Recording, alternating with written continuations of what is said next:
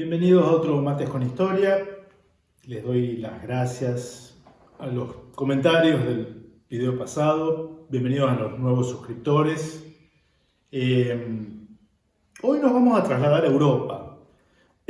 Por las dudas vuelvo a hacer un poquito el ritual. Me presento, soy Pablo Jurman, creador junto con mis hijos de este espacio, de este canal, Mates con Historia.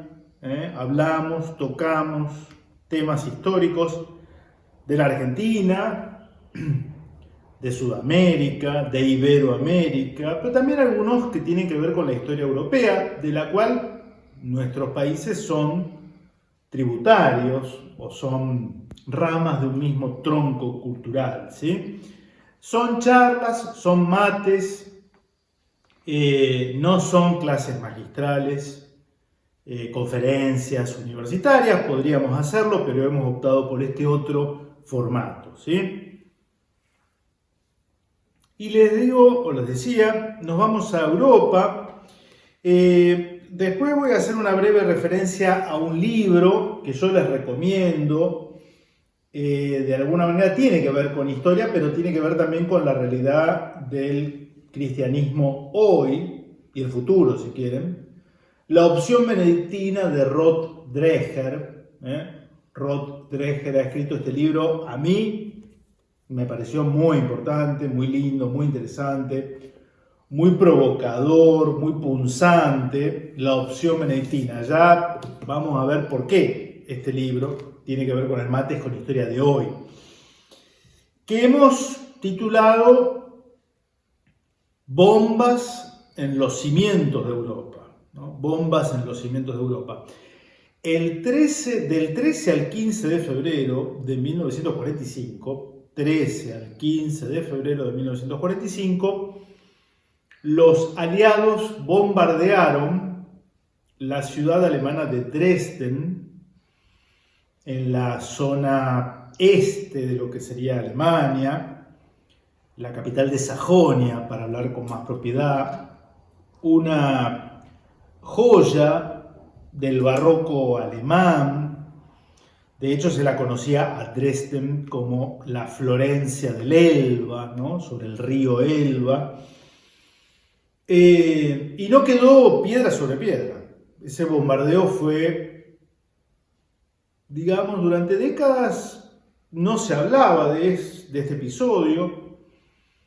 En los 80 empezó tibiamente a comentarse por parte de algunos autores, pero no era una difusión masiva lo que había ocurrido en esos días. Y ya en los 90, en 1990 tiene lugar la reunificación alemana. Antes hubo una Alemania federal y una Alemania oriental. Y ya con la Alemania unificada, que hoy conocemos, empezó a difundirse lo del bombardeo de Dresden. Y realmente es una cosa horrorosa, ¿no? Horrorosa porque de alguna manera también hay un revisionismo de episodios oscuros de la Segunda Guerra Mundial. A ver, la Segunda Guerra Mundial está plagada, ¿no? De episodios macabros, oscuros, tristes. Pero había algunos que tenían más prensa que otros, ¿no? Por ejemplo, todos sabíamos, yo esto lo leía en la década del 70, cuando era un niño, en la década del 80, siendo adolescente, los bombardeos aéreos alemanes sobre Londres y otras ciudades inglesas, ¿sí? Eso lo sabíamos. Y la cantidad de víctimas civiles que esto ocasionó, pero lo de Dresden no se sabía. Y sin embargo, cuando uno conoce un poquito en detalle, es de una escala sideral, ¿no? Es decir, primero, febrero de 1945, la guerra en Europa terminaba, ¿sí? Febrero de 1945, la guerra en Europa terminaba. Esto lo sabía cualquiera. Era una cuestión de semanas o de meses, pero terminaba. La ciudad de Dresden. Sí, alguno va a decir, había una planta química por ahí cerca, está bien, pero en general no era una ciudad industrial, allí no había industrias estratégicas que por otro lado en febrero de 1945 ya estaban destruidas, ¿sí? Ya estaban destruidas. No tenía un valor estratégico en términos de la toma de algún punto importante. No había allí fuerzas militares de significación estacionadas y esos bombardeos van a costar la vida, se calcula, de 100.000 personas. 100.000 personas civiles. ¿Y entonces por qué? ¿Por qué bombardear Dresden? Si me preguntan a mí, yo creo que fue una venganza. Fue una venganza, hay que decirlo con todas las letras. O sea, si no cumplía con todos esos otros requisitos, en medio de una guerra, la guerra era la excusa perfecta para cobrarse una venganza. Por los bombardeos a Londres. Es entendible, ojo, es entendible, pero fue una venganza. El precio, 100.000 vidas inocentes. 100.000 vidas de no combatientes inmoladas para satisfacer un deseo de venganza, de venganza. Lo del bombardeo, mención aparte, los temas bélicos no son mi fuerte, pero durante 3 días, de hecho se investiga, se aprovecha esto. Saben ustedes que las guerras suelen ser momentos en los cuales hay muchos inventos en cuestiones bélicas, e incluso tratando de inventar alguna cuestión bélica, se descubren, se inventan cosas que luego tienen aplicación en tiempos de paz, ¿no? Entonces se aprovecha el bombardeo, que va a estar protagonizado por la Fuerza Aérea Norteamericana y la RAF, la Royal Air Force, la Fuerza Aérea Británica, para probar nuevos armamentos, sobre todo nuevo tipo de bombas, ¿no?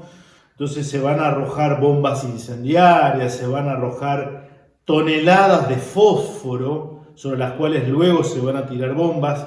Eso va a generar no solo la destrucción, vamos a poner imágenes de lo que era Dresden antes de la guerra y de cómo quedó Dresden. No quedó piedra sobre piedra. Se hizo de Dresden una especie de Cartago del siglo XX. Pero lo llamativo es que la intensidad del fuego generado en el centro histórico de Dresden generó lo que se conoce como una tormenta de fuego. Es decir, era tal la magnitud que era una suerte de fogata gigante a cielo abierto que generaba turbulencias, arrastraba literalmente a la gente, los vientos generados, al lugar donde se estaba consumando esa fogata de dimensiones apocalípticas, ¿no? De muchas víctimas, muchas murieron calcinadas sin quedar de ellas rastros, y otras murieron por el calor, Vamos a poner imágenes feas, tristes, que se descubrieron, insisto, pasadas las décadas, ¿no? Un infierno en la tierra, del cual los responsables, bueno, Franklin Delano Roosevelt, Sir Winston Churchill, el rey Jorge, en fin, ¿se condenará algún día post-mortem como crímenes de guerra? Lo dudo. Hoy Dresden felizmente ha sido ya reconstruida, y un dato llamativo, no lo pude chequear, hay 2 iglesias muy emblemáticas, ¿no? La Nikolaikirche, la iglesia de San Nicolás, y la Frauenkirche, la iglesia de Nuestra Señora.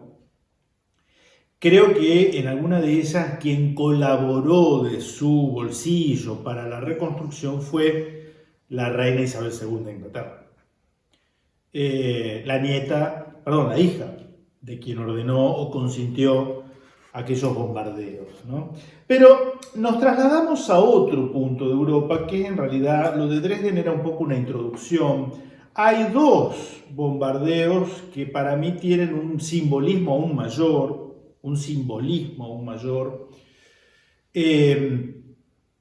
Agosto de 1943, bombardeo aliado a Roma, y febrero de 1944, bombardeo aliado a la abadía de Montecassino. Empiezo por este último, por la efeméride, ¿no?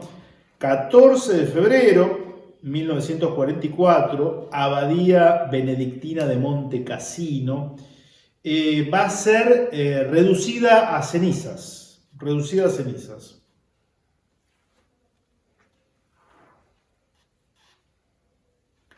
Los aliados invaden la península itálica, Italia, que estaba ya bajo control alemán, ¿sí? Ya bajo control alemán, es decir, Italia de alguna manera había desaparecido como Estado con la caída de Mussolini, y los alemanes toman control ya territorial.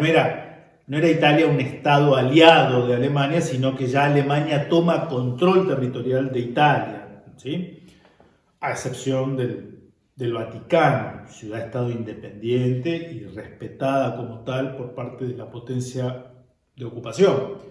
En ese escenario de retroceso de las líneas alemanas hacia el norte, se produce el bombardeo de la abadía de Montecassino.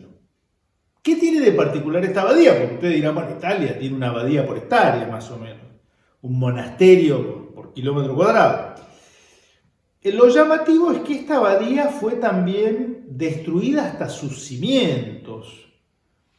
Allí estaba enterrado San Benito de Nurcia. De hecho, es una abadía, la primera abadía, el primer monasterio fundado por San Benito de Nurcia, patrono de Europa. San Benito de Nurcia es uno de los patronos de Europa, es el creador de la orden de los benedictinos.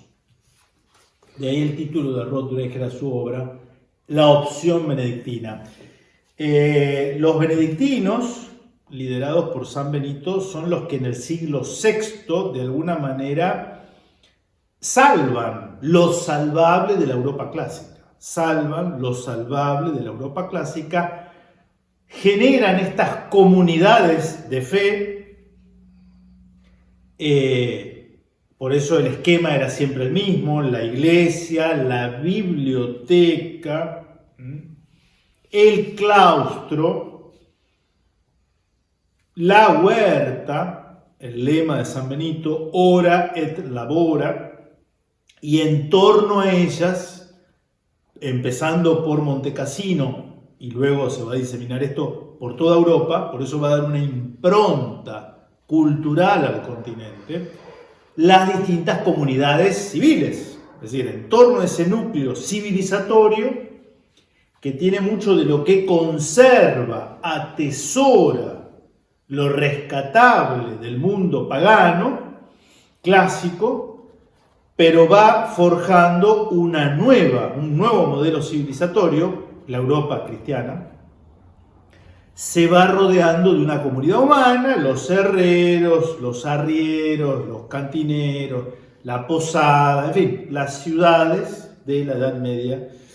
Y a mí me pareció siempre muy simbólico porque afortunadamente ahí había obras de arte, pinturas de Tiziano, en fin, tesoros, ¿no? Tesoros artísticos me refiero, además de estar allí los huesos de San Benito y otros santos, ¿no? Las obras de arte afortunadamente fueron removidas días antes. ¿Cuál va a ser la excusa? Esto tuvo mucha difusión en la Italia de ese momento. Claro, destruir, no dejar piedra sobre piedra de la abadía benedictina más antigua, fundada por San Benito, donde estaban los huesos del patrono de Europa, y no dejar nada en pie. Bueno, no era una noticia de todos los días. La excusa aliada va a ser que ahí los alemanes estaban preparando, no sé, una especie de fortificación de la cual iban a lanzar una contraofensiva. Eso hoy por hoy los estudios históricos serios que yo he consultado, no los imprimí, por eso no se los puedo nombrar, descartan esta hipótesis. O sea, pero vieron que estas hipótesis están siempre, ¿no? Las armas bacteriológicas que tenía Irak para la guerra del 2004. Esto llega hasta nuestros días, si se ponen a analizar. Siempre hay una excusa para apretar el botón o descargar las bombas.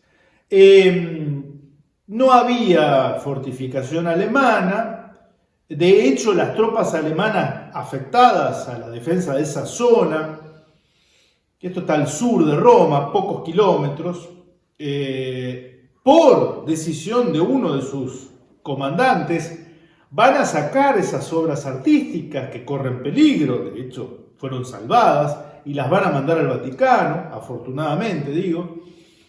Y lo curioso es que estos bombardeos aliados, con la excusa de que allí había un nido de resistencia alemana al avance aliado, van a generar tal cantidad de escombros que después, o días después, una brigada de paracaidistas alemanes caen sobre esas ruinas y van a encontrar el parapeto ideal para hacer de allí, de las ruinas, una fortaleza de ruinas que va a provocar una demora en el avance aliado de 2 o 3 meses. Bueno, fíjense, ¿no? Curioso. Entonces yo digo, ¿qué cráneo habrá ideado? ¿Qué cráneo en el alto mando aliado habrá dicho: tenemos la excusa ideal para descargar algunas bombas en un lugar simbólico, emblemático, ¿no? Lleno de sentido, de significado, ¿no? Porque ¿cuál fue la decisión? O alguien cometió un grave error y no conozco que se los haya juzgado, ¿no?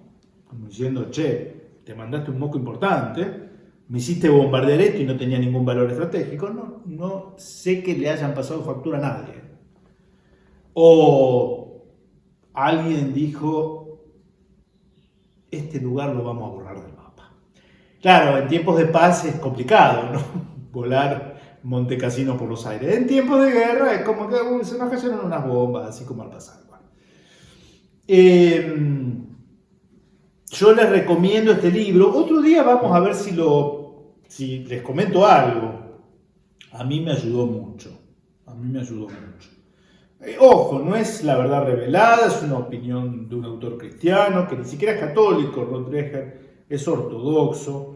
Tiene este libro y otro que también recomiendo, Vivir sin mentiras, la opción benedictina, para conocer un poquito más lo que significó San Benito de Nurcia en la historia europea. Y el último episodio, el bombardeo a Roma de agosto de 1943. Misma situación, los aliados habían desembarcado en Anzio, ahí en la parte costera, digamos. Roma está muy cerca del mar, digamos. Y Roma nunca tuvo un valor militar, ¿sí? Nunca tuvo un valor militar que justificase una agresión. Sabemos que Roma es una suerte de museo al aire libre. Es cierto, en una guerra eso tampoco implica un salvoconducto para evitar la destrucción, eso es cierto. Pero Roma es muy extensa y ustedes me dirán, bueno, se pudo haber bombardeado, qué sé yo, la zona del Trastevere, la Piazza del Popolo. Y el bombardeo aliado, hubo 4, ¿no? Tuvo como epicentro la zona o el barrio de San Lorenzo, ¿no? Donde había un cementerio, está todavía el cementerio en el cual uno de los mausoleos, bien digo, dañados, fue el de la familia Pacelli, ¿no? En este momento estaba al frente de la iglesia Pío XII, conocido antes del pontificado como, su nombre era Eugenio Pacelli, o sea, se bombardeó y se dañó el cementerio adyacente a la Basílica de San Lorenzo, donde estaban los restos del santo, San Lorenzo, ¿no? El diácono que fue martirizado quemándolo en una parrilla, asándolo literalmente, ¿no? San Lorenzo. Allí estaba la capilla, cerca de lo que hoy es la estación Roma Termini, estación de tren. ¿Y quién más estaba enterrado en la Basílica de San Lorenzo? En realidad es una iglesia pequeña, chiquita, San Lorenzo fuera de los muros. Hay muchas iglesias con este aditamento fuera de los muros, San Pablo extramuros, porque en su momento quedaban fuera de los muros de la ciudad, ¿sí? El que estaba ahí enterrado, y está aún, es Pío IX. Pío IX, el pontífice que más tiempo gobernó la iglesia. Pío IX, 1846-1878. Y esto también es llamativo, porque pareciera que se bombardeó el cementerio, alguna línea férrea, el barrio, vamos a tratar de poner imágenes, pero también se destruyó específicamente esta iglesia. Estamos hablando de una época, porque ustedes miran, bueno, se tiraban bombas y no se sabía dónde caía. Usted es mal pensado, Jurgen. Son los famosos daños colaterales. Bueno, a ver, no había drones ni precisión de rayos ultravioleta, pero la aviación ya tenía cierta precisión, ¿sí? O sea, no era que se tiraban bombas y caían donde caían, no, sobre todo cuando claramente esto es un bombardeo selectivo, ¿sí? Porque como dije hace unos minutos, no se bombardeó así cualquier parte de Roma, se bombardeó esa parte. Y es curioso porque, claro, el Vaticano es un estado independiente, neutral. No se podían acercar bombas sobre el Vaticano sin que esto tuviera una grave repercusión internacional. Italia estaba ocupada por el enemigo, Alemania, lo cual es cierto. Entonces, bueno, y Pío IX, un papa muy particular, que siendo cardenal era alabado por la prensa escrita liberal de la Italia de entonces. De hecho, su elección como papa va a ser saludada hasta por la masonería italiana, que quería y pedía a gritos un papa a la altura de los tiempos, ayornado. Y Pío IX, bueno, los va a desilusionar bastante durante su pontificado. Los va a desilusionar bastante. Va a haber un episodio llamativo, porque Pío IX muere en 1878 y es enterrado provisionalmente en las grutas vaticanas, que está abajo de la Basílica de San Pedro, en general el lugar de reposo final de los papas, ¿no? Pero él había pedido ser enterrado en San Lorenzo. Él había pedido ser enterrado en la Basílica de San Lorenzo fuera de los muros. Y por tanto, a los pocos meses se lo lleva, se exhuma el cuerpo, el ataúd, digamos, y procesionalmente se lo lleva del Vaticano a San Lorenzo. Y cuando el cortejo fúnebre que lleva los restos de Pío IX a San Lorenzo cruza uno de los puentes sobre el río Tíber, se hace presente allí un piquete de piqueteros de las sociedades secretas estas, que se ve que se la tenían jurada a este papa que los había traicionado, como si el papa tuviera que ser fiel a ellos y no a Cristo, ¿no? Bueno, en fin, una confusión interesante. Pero dijeron, nos vamos a vengar de este que creíamos nuestro y terminó no siendo nuestro. Entonces amenazan allí con tirar el féretro al río Tíber. Esto pasó en 1878, estoy hablando de hace 1000 años, hace un siglo y cuarto. Bueno, intervienen allí seminaristas polacos, irlandeses, que se ponen a golpe de puño, ¿sí? Porque había que defender el cuerpo de Pío IX, ¿no? Que finalmente fue enterrado en San Lorenzo, y parece que alguien dijo, no, quedó algo pendiente con este, vamos a ver si podemos destrozar su lugar de reposo, cosa que no se logró. En fin, me pareció interesante esto, porque lo sabíamos. La destrucción de Monte Cassino, el bombardeo a Roma. Vamos a tratar de poner imágenes allí. Por supuesto que Pío XII fue a confortar a las víctimas, a evaluar los daños. Allí vamos a poner imágenes de él entre la multitud. La relación de los papas con los romanos siempre ha sido de una suerte de paternidad, ¿no? Desde León el Grande, que salió al encuentro de Atila, de Gregorio el Magno, hasta nuestros días. El Papa es un poco el padre de los romanos, ¿sí? De los romanos, no solo los católicos. Y esas imágenes de hace 60 años atrás dan cuenta de esto. Podríamos seguir, ¿no? Esas dos bombas atómicas que destruyen y ponen de rodillas al Imperio del Japón. Lo hablábamos el otro día con mi hijo. Le decía yo, mirá que podrían haber elegido ciudades, ¿no? Para tirar las bombas atómicas. Osaka. Es comprensible que no las tiraran sobre Tokio porque iban a arrasar con el Palacio Imperial y la idea era amedrentar al emperador del Japón para que se rindiera, ¿no? Pero podrían haber elegido ciudades, muchas ciudades, Japón. Justo eligen Hiroshima y Nagasaki, siempre me llamó la atención. ¿Por qué Hiroshima y Nagasaki? ¿Qué tenían? Bueno, no sé qué tendrían en términos bélicos. Sí sé que en Hiroshima y Nagasaki vivían en 1945 las dos más pujantes comunidades católicas en territorio japonés. En Hiroshima y Nagasaki estaban las dos más grandes, pequeñísimas, ¿sí? Porque Japón nunca fue católico.